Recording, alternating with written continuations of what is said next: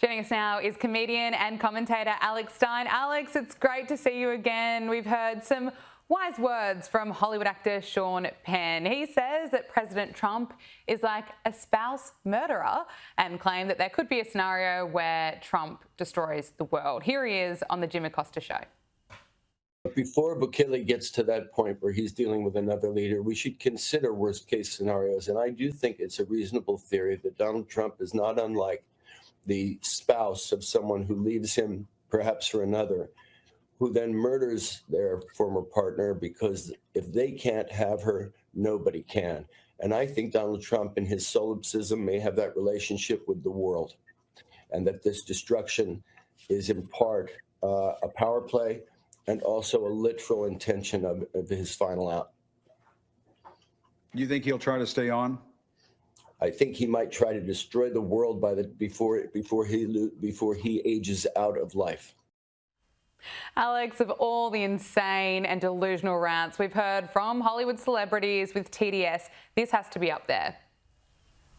Yeah, and Sean Penn doesn't look too good. I mean, he looks a little thin. And, I mean, where are we getting our political information from? Spicoli, I mean, from Fast Times or Ridgemont High. I mean, Sean Penn is a great actor. Let's not, denigrate his acting career. But on top of his acting career, his political career, his political takes are terrible. So just because he can act doesn't mean that he knows who can run the country. So, watching him have this TDS, this Trump derangement syndrome, kind of makes me feel sorry for the guy. And he's a multimillionaire, one of the most successful actors. So, go figure. It can make a really powerful person very weak by just hating Trump this much. And President Trump knows this kind of rhetoric is out there. He knows that TDS exists, and he has roasted the Democrats who are still suffering from it. This is what he had to say on NBC. Some great Republican congressmen and women and senators that love this country, and they're not lunatics like some of these Democrats. What they're doing to the country is incredible. It's insane. There's something wrong with them. They suffer a major case of Trump derangement syndrome. I mean, nothing matters to them other than that. Donald Trump, he doesn't miss.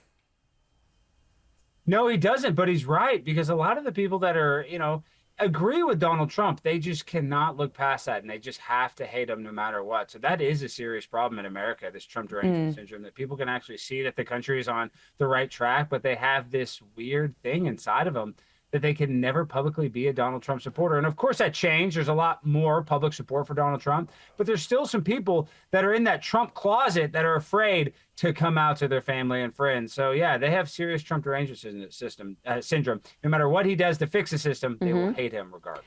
And let's not forget, it was less than a year ago that Donald Trump was nearly shot dead on stage in Butler, Pennsylvania during a rally. And today, photographer Doug Mills won the 2025 Pulitzer Prize for breaking news photography with this incredible photograph of the president, where you can actually see the bullet that came within millimetres of taking his life. And I know, Alex, we've spoken about this on our show before, that Trump really showed the world in that moment what a fierce and strong leader he is.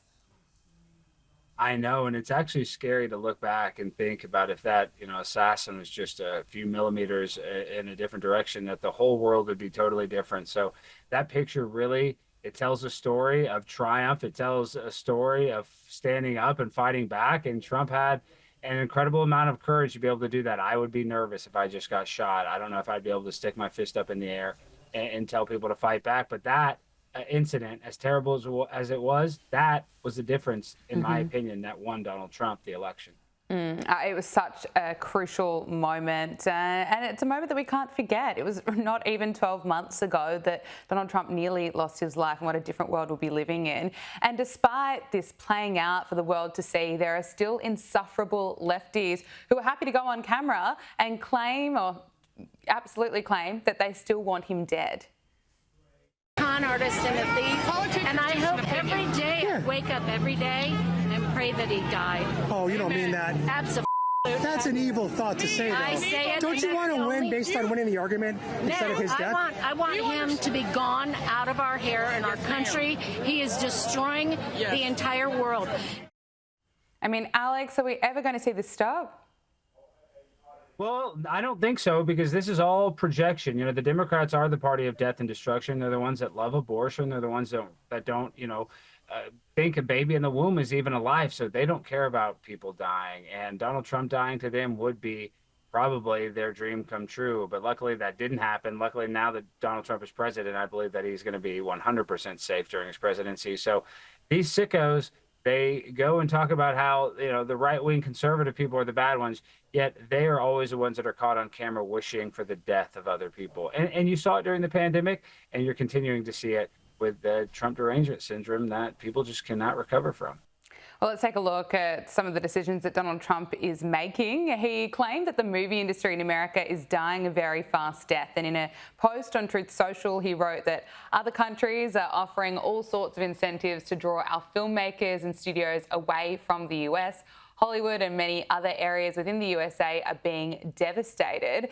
And he is now beginning the process of instituting a 100% tariff on any and all movies coming into America that are produced in foreign lands.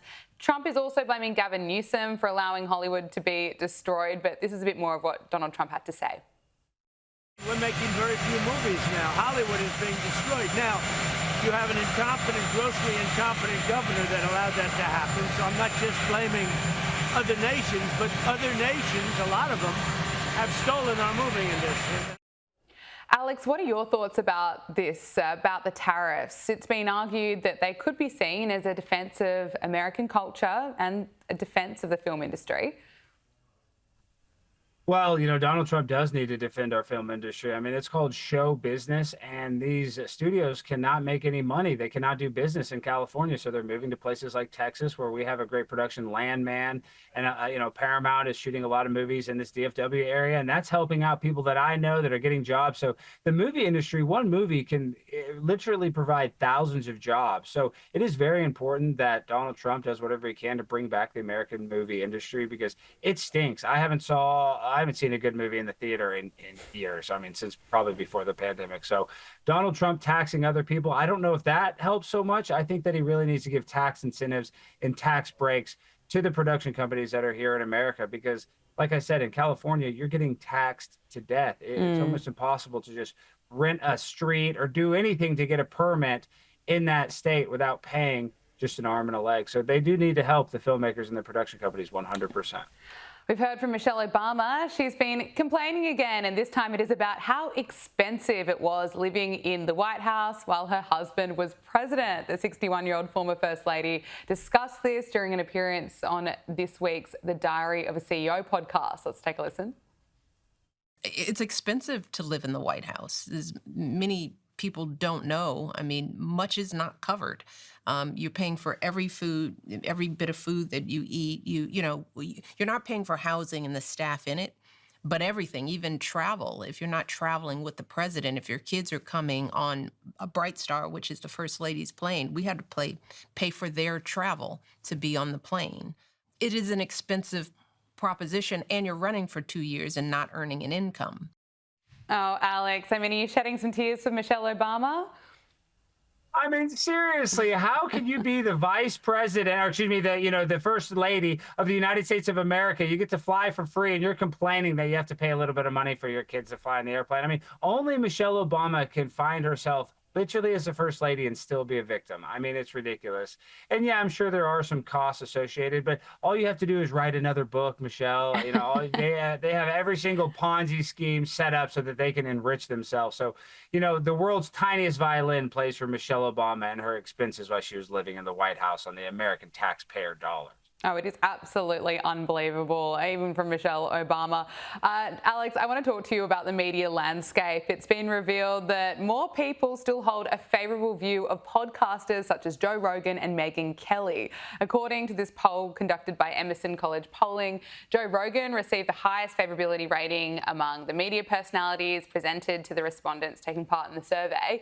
And according to this poll, 16% of Americans have a very favourable view of the podcaster, while an additional 16% see him in somewhat of a favourable light. But, what does this tell you about the media landscape? We see CNN's ratings just absolutely dropping, and I think it just shows people maintain to have that trust in some podcasters because they're being honest, they tell you what they really think, and they're not pushing ahead with some narrative.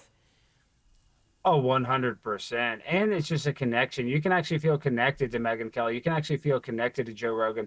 Instead of just when you watch something on CNN, they're literally parroting whatever they're allowed to say, written basically by the DNC. So people can tell that authenticity and they know when they're getting news that's not genuine. So Joe Rogan might not be the smartest guy in the world. I mean, he is a smart guy, but people don't need a brainiac. People want to get their information from somebody that's like them. And Megyn Kelly is somebody that a lot of women want to be like. And Joe Rogan is a UFC expert. I mean, he's one of the most successful comedians. He's an actor. He's somebody that a lot of men look up to. So these people connect with a podcaster more so than the Don Lemons and the Chris Cuomo's of the failed CNN graveyard of shows. Okay, Alex Stein, thank you so much for joining us on Power Hour. Great to speak with you. Talk to you guys again soon. Thank you very much.